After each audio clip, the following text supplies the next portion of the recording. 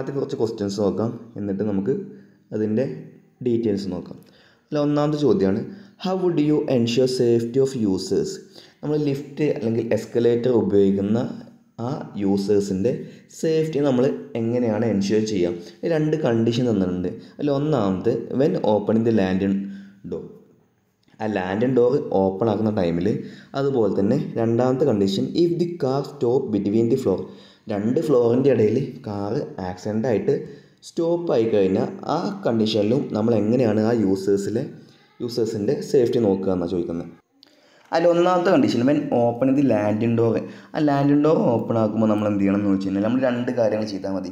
അതിൽ ഒന്നാമത്തെ കാര്യം ചോദിച്ചു കഴിഞ്ഞാൽ നമ്മൾ ആ ലാൻഡിങ് ഏരിയ, ആ വന്ന് ഇറങ്ങുന്ന ലാൻഡിങ് ഏരിയയുടെ മുന്നിൽ നമ്മൾ എന്ത് ചെയ്യുക, ഒരു ബാരിക്കേഡ് വെക്കുക. എന്ന് കഴിഞ്ഞാൽ ആരും പുറത്തുനിന്നുള്ള ആരും എന്ത് ചെയ്യില്ല, എന്നും ആ ലിഫ്റ്റ് ഉപയോഗിക്കുന്ന, എന്നും ആ ലിഫ്റ്റിൽ കയറാൻ വരുന്ന ആരും എന്ത് ചെയ്യില്ല, അതിലേക്ക് കയറത്തില്ല. ഇനി അതുപോലെ തന്നെ ആ ബാരിക്കേഡിൻ്റെ മുകളിലോ അല്ലെങ്കിൽ അതിൻ്റെ തൊട്ട് മുമ്പ് എന്ത് ചെയ്യണം, അവിടെ ഇൻഫോം ചെയ്യാൻ വേണ്ടിയിട്ട് നമ്മൾ എന്ത് ചെയ്യുക, എലിവേറ്റർ നോട്ട് അവൈലബിൾ, അല്ലെങ്കിൽ ഇപ്പോൾ സർവീസ് ഇല്ല, അല്ലെങ്കിൽ അണ്ടർ കൺസ്ട്രക്ഷൻ, അങ്ങനെ എന്തെങ്കിലും ഒരു നോട്ടീസ് അവർക്ക് കൊടുക്കുക. ഇപ്പോൾ രണ്ട് കണ്ടീഷനാണ്.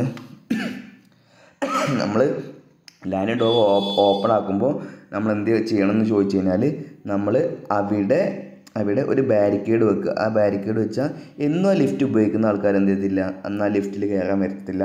അതുപോലെ തന്നെ ആ ബാരിക്കേഡിൽ അവർ ഇൻഫോം ചെയ്യും വേണം, ലിഫ്റ്റ് അണ്ടർ കണ്ടീഷനിലാണ്, അല്ലെങ്കിൽ മെയിൻ്റനൻസ് ആണ്, അല്ലെങ്കിൽ എലിവേറ്റർ നോട്ട് അവൈലബിൾ ആണെന്ന് ഒരു നോട്ടീസ് എഴുതി വെക്കുക.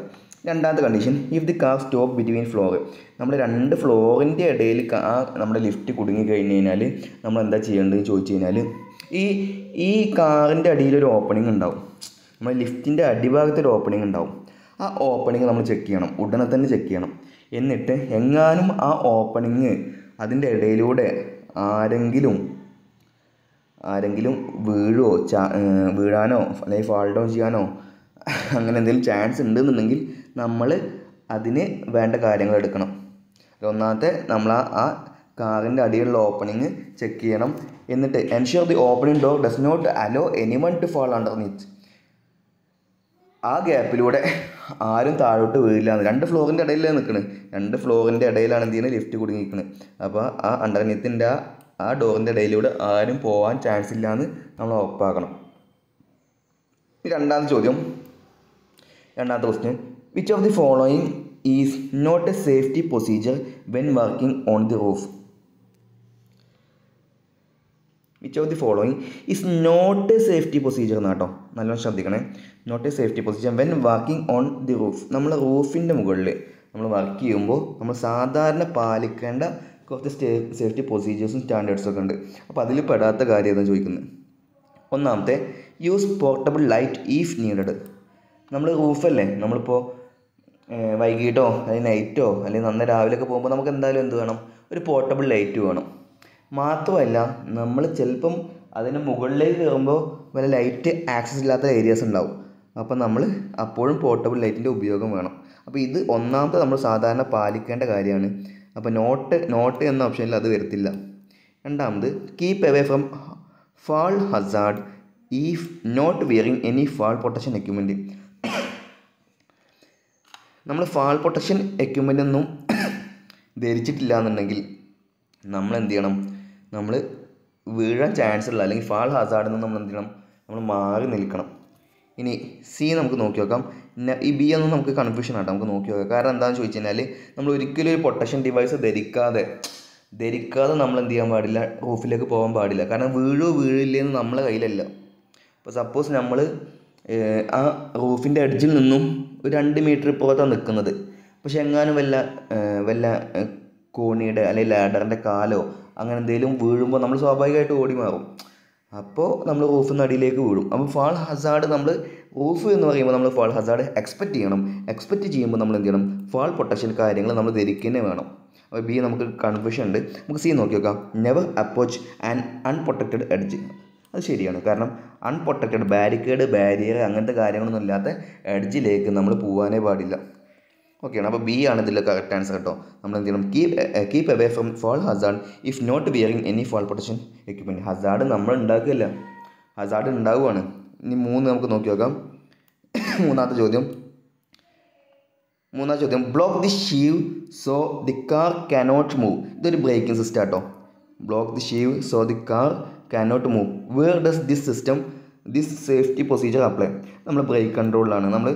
നമ്മൾ ഷീവ് ബ്ലോക്ക് ചെയ്ത് കഴിഞ്ഞാൽ എന്ത് ചെയ്യില്ല, ആ കാർ അല്ലെങ്കിൽ ലിഫ്റ്റ് എന്ത് ചെയ്യില്ല, അല്ലെങ്കിൽ ക്യാബിൻ എന്ത് ചെയ്യില്ല, അനങ്ങത്തില്ല.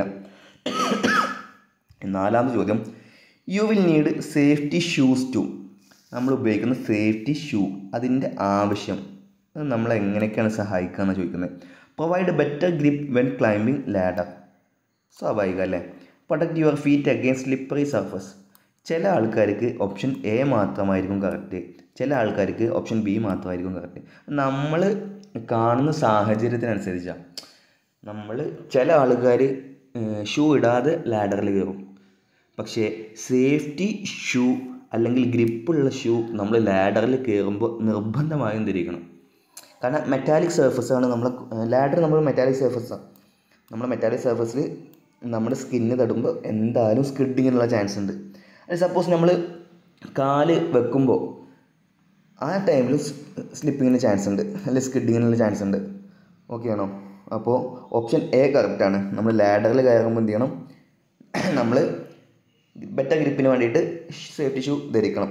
മാത്രമല്ല സ്ലിപ്പറി സർഫസിൽ എന്തായാലും സേഫ്റ്റി ഷൂ ധരിക്കണം. സേഫ്റ്റി ഷൂവിൻ്റെ അടിഭാഗത്ത് നമ്മൾ ടയറിലൊക്കെ കാണുന്ന മാതിരി ത്രെഡ് ഉണ്ടാവും അല്ലേ. ആ ടയറിൻ്റെ കേസ് പറഞ്ഞപ്പോൾ തന്നെ നമുക്കറിയാം, ടയർ വെള്ളത്തിലൂടെ പോകുമ്പോൾ ഈ വെള്ളം എന്ത് ചെയ്യും, ഈ ത്രെഡിൻ്റെ ഗ്യാപ്പിലേക്ക് ഇറങ്ങി നിൽക്കും. അങ്ങനെയാണ് അവിടെ സ്ലിപ്പിംഗ് ഒഴിവാക്കുക. അതുപോലെ തന്നെയാണ് സേഫ്റ്റി ഷൂവിൻ്റെ കാര്യം. ആ ഗ്രിപ്പിലേക്ക് നമ്മളെ വെള്ളമോ എന്താണോ ലൂബ്രിക്കൻ്റ് എന്താണോ ആ നിലത്തുള്ളത് അവിടേക്ക് എന്ത് ചെയ്യും, ലൂബ്രിക്കൻ്റിൻ്റെ ഭാഗത്തേക്ക് നമ്മൾ പോകാൻ പാടില്ല. ഇനി വെള്ളമാണെങ്കിൽ അല്ലെങ്കിൽ സ്ലിപ്പറി ആയിട്ടുള്ള വേറെ എന്തെങ്കിലും വസ്തുവാണെന്നുണ്ടെങ്കിൽ ഈ ഗ്രിപ്പിൻ്റെ ഇടയിലേക്ക് കയറും. അപ്പോൾ സ്ലിപ്പിങ്ങിനുള്ള ചാൻസ് വളരെ കുറക്കും. അപ്പോൾ ബോത്ത് ഓപ്ഷൻസും കറക്റ്റാണ്. ബോത്ത് എ ആൻഡ് ബി ആണ് കറക്റ്റ് ഓപ്ഷൻ. അഞ്ചാമത്തെ ചോദ്യം which of the following is not a fall protection equipment. Fall protection എക്യുപ്മെൻറ്റിൽ പെടാത്തത് ഏതെന്നാണ് ചോദിക്കുന്നത്. Fall restraint, safety helmet, fall arrest system, guard rail. നമുക്ക് നോക്കി നോക്കാം കേട്ടോ അതിൻ്റെ ആൻസർ.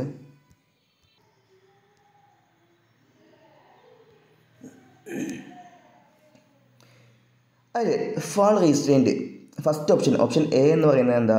ഓപ്ഷൻ എ എന്ന് പറയുന്നത് ഫാൾ റീസ്ട്രെയിൻറ്റ് ആണ് അല്ലേ. Is the method used by workers to safely connect themself at a height in a such a way that will prevent or restrict movement. ഈ ഒരു പോയിന്റ് മാത്രം ഇമ്പോർട്ടൻ്റ് കേട്ടോ. Into an unprotected area as seen in the image below. ഇവിടെ കണ്ടോ, ഈ എഡ്ജിലേക്ക് ഇയാൾ ഒരിക്കലും എത്താത്ത രീതിയിൽ, ഇയാൾ തടയുന്ന രീതിയിലാണ് ഇയാളെ ബെൽറ്റ് നമ്മൾ ഈ പോളുമായിട്ട് ബന്ധിപ്പിച്ചുള്ളത്. ഇതാണ് ഫാൾ റീസ്ട്രെയിൻ സിസ്റ്റം. അപ്പോൾ ഇയാൾ ഒരിക്കലും ആ ഏരിയയിലേക്ക് ഇയാൾ പോവുകയേ ചെയ്യില്ല. അപ്പോൾ ഈ ഒരു കേസിൽ ഇയാൾ ഫാൾ ചെയ്യാനുള്ള സാധ്യത 0% ആണ് നമുക്ക് പറയാം. അപ്പോൾ ഫാൾ റീസ്ട്രെയിൻ സിസ്റ്റം എന്ന് പറഞ്ഞു കഴിഞ്ഞാൽ ഇയാൾ ഒരിക്കലും വീഴാൻ പാടില്ല.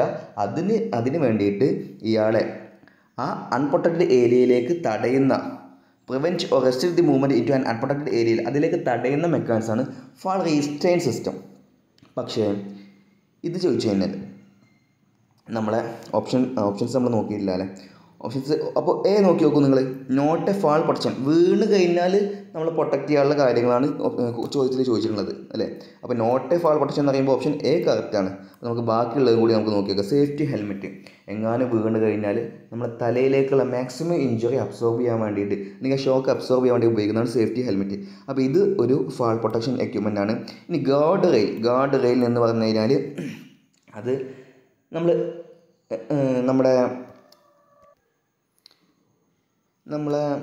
നമ്മുടെ കോണി അല്ലെങ്കിൽ സ്റ്റെയർ കണ്ടിട്ടില്ലേ നിങ്ങൾ?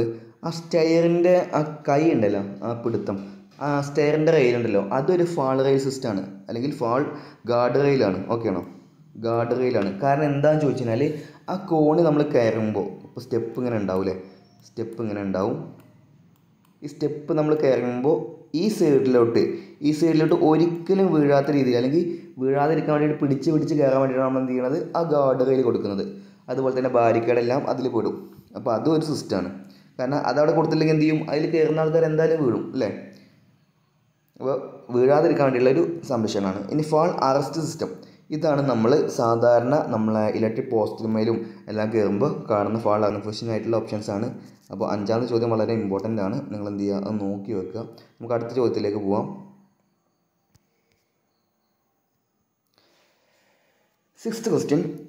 Which safety gear will you need when doing an activity that involve flying particle or object like drilling or grinding out. നമ്മൾ ഗ്രൈൻഡ് ചെയ്യുമ്പോഴോ ഡ്രില്ല് ചെയ്യുമ്പോഴോ അല്ലെങ്കിൽ ഫ്ലൈയിങ് ഒബ്ജക്റ്റ് എന്തായിരിക്കും? ചിപ്സ് ആയിരിക്കും അല്ലേ, അല്ലെങ്കിൽ അബ്രാസീവ് പാർട്ടിക്കിൾസ് ആയിരിക്കും. അത് ഗ്രൈൻഡിങ് ആകുമ്പോൾ എന്തായിരിക്കും? അബ്രാസീവ് പാർട്ടിക്കിൾസ് ആയിരിക്കും അല്ലേ. അപ്പോൾ അതിൽ നിന്നെല്ലാം നമുക്ക് സേഫ്റ്റി കിട്ടാൻ വേണ്ടിയിട്ട്, അതിൽ നിന്ന് പ്രൊട്ടക്റ്റ് ചെയ്യാൻ വേണ്ടിയിട്ട് നമ്മൾ ഉപയോഗിക്കുന്ന കാര്യം ഇതാണ്. എല്ലാവർക്കും അറിയാമല്ലേ എന്താണ് സേഫ്റ്റി? ഹെൽമെറ്റ് അല്ല, ഗ്ലാസ് അല്ല, ഗ്ലാസ് ആണ്. ഗ്ലാസ് അല്ലെങ്കിൽ ഗോഗിൾസ്. ഇവിടെ എന്തുകൊണ്ട് അവർ ഗ്ലാസ് കൊടുക്കുന്നത് അറിയത്തില്ല കേട്ടോ. ഗോഗിൾസ് നമ്മൾ സാധാരണ കാണാറ്. ഗ്ലൗസ്, ഞാൻ സി ഓപ്ഷനാണ് ഗോഗിൾസ് എന്ന് കരുതി. പിന്നെ സേഫ്റ്റി ഷൂ അല്ല. ഓക്കെ ആണോ? സ്പാറ്ററിങ് ഒക്കെ ചെറിയ ചെറിയ ഭാഗങ്ങളല്ലേ നമ്മളെ കണ്ണിലേക്ക് കൊണ്ടുകഴിഞ്ഞാൽ ഭയങ്കര ഡേഞ്ചറാണല്ലേ. ഇനി ഏഴാമത്തെ, ഇയർ പ്രൊട്ടക്ഷൻ ഈസ് മാൻഡറ്ററി ആണ് കേട്ടോ when the noise is above 85 decibel. 85 ഡെസിബലിനേക്കാളും കൂടുതലാണെന്നുണ്ടെങ്കിൽ നമുക്ക് ഇയർ പ്രൊട്ടക്ഷൻ മാൻഡറ്ററി ആണ്.